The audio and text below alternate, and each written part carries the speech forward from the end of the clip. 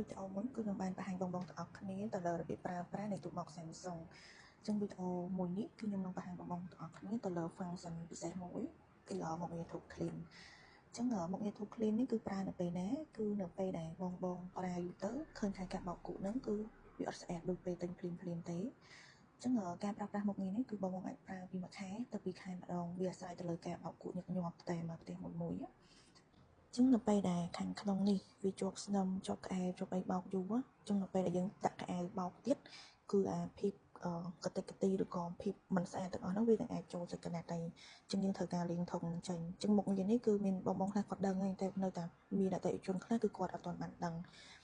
ចឹងការប្រើគឺគ្រាន់តែបងដាក់សាប៊ូបើមានសាប៊ូលាងធុងដាក់សាប៊ូលាងធុងបើអត់មានទេយើងដាក់សាប៊ូម្សៅយើងធម្មតាចូលក្នុងហ្នឹងក៏បានដែរយើងមិនបាច់ដាក់អីក៏បានដែរ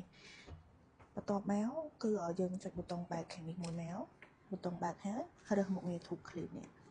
អញ្ចឹងដល់ពេលđóយើងចុច cycle មកលុបភ្លើងទៅដល់ Tube Clean បងចុច start